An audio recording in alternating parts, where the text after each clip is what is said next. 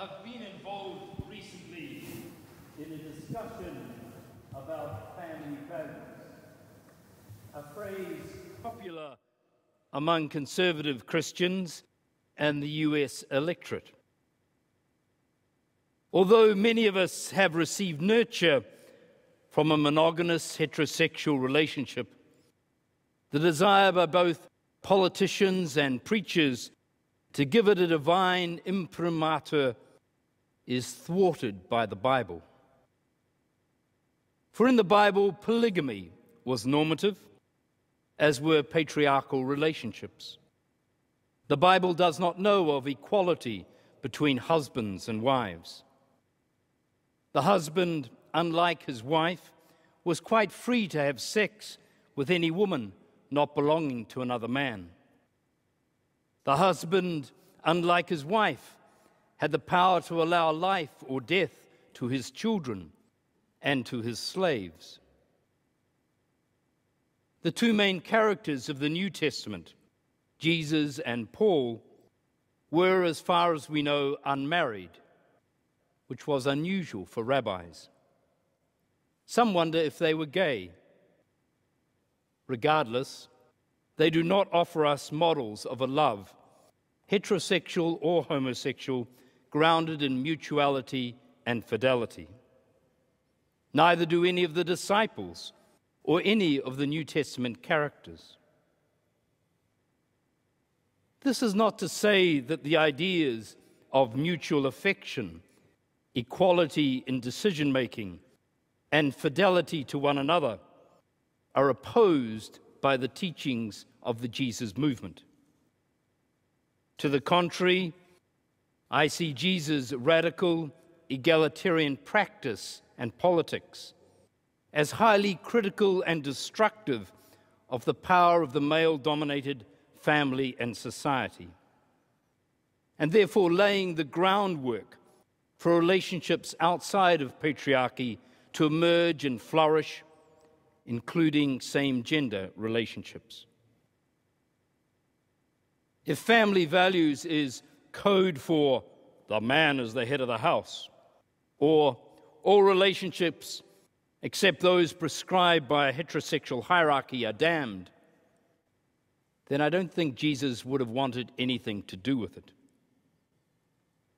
His concern, indeed his vision, was around how power is used and abused, how people are marginalized by elites on the basis of wealth, class, gender, or race, and how these elites project their agenda onto God. A key word in the New Testament is basileia, usually translated as kingdom. That translation is problematic for two reasons. King makes assumptions about the gender of the ruler, and dom, or domain, assumes a geographical location. However, Jesus used basileia to talk about how God exercises power and how God wishes us to exercise power. It's difficult to read the New Testament without being aware of Jesus' almost savage attack on family values. Consider Mark 3. Jesus said, "Who is my mother and who are my brothers?" And he went on to answer, "Whoever does the will of God is my brother and sister and mother." And Luke 11, a woman cried out, "How fortunate is the womb that bore you!" But Jesus said, "How fortunate are those who listen to God's teaching." And in Luke 12, our sentence from today, Jesus said, "Do you think I come to bring peace? No, but rather division. The household will be divided, father against son, mother against daughter." The family group, defined by bloodlines, is rejected in favor of a group that is open to all. A woman declares Mary, Jesus' mum, blessed, presuming a woman's greatness derives from mothering a famous son. But Jesus rejects this in favor of a blessedness open to any who want it, regardless of gender, infertility, or maternity. Jesus says he'll bring division to families. And the usual explanation for this text is that families will be divided by some accepting and some refusing faith in Jesus. But notice how the separation is along generational lines, father against son, mother against daughter. The attack on the family has nothing to do with faith, but everything to do with how power is exercised in the patriarchal household. The family is society in miniature, involving as well as love and nurture, power and control. And in first century Palestine, power was exercised in this hierarchical fashion. And Jesus, contrary to this, visualizes a kingdom that is open equally and accessible to all under God, breaking those boundaries of class and gender and race. It's not only the openness of the kingdom that's important, but how power was wielded within it. Reminded of a text from an Italian peasant woman writing in 1893, who articulates a similar vision to that of the Jesus movement. She said, "We want everyone to work as we work. There should no longer be either rich or poor. All shall have bread for themselves and their children. We should all be equal. I have 5 small children, only one little room, where we have to eat and sleep and do everything, while so many lords have 10 or 12 rooms and entire palaces. It will be enough to put all in common and share with justice what is produced."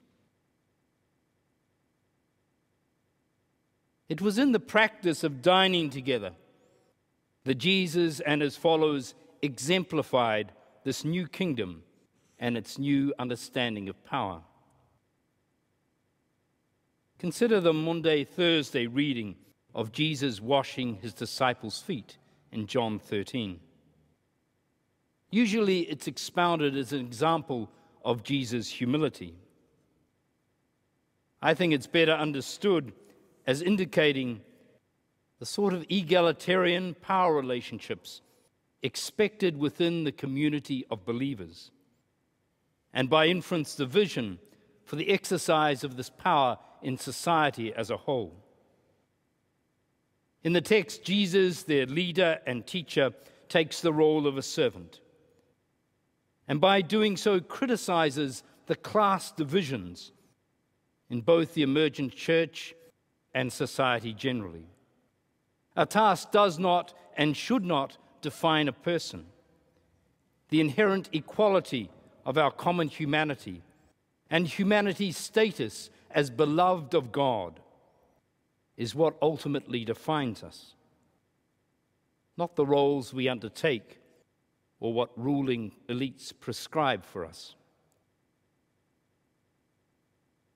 Consider, too, the well-known parable of the banquet in Matthew 22, where a person gives a presumably unannounced feast, sends a servant to invite friends, and finds late in the day that each friend has an excuse. So the host replaces the absent guests with anyone off the streets. But if one actually brought in anyone off the streets, then classes, sexes, and ranks would all be mixed up together. As Don Crossan says in relation and in reading of anthropology, such would be a nightmare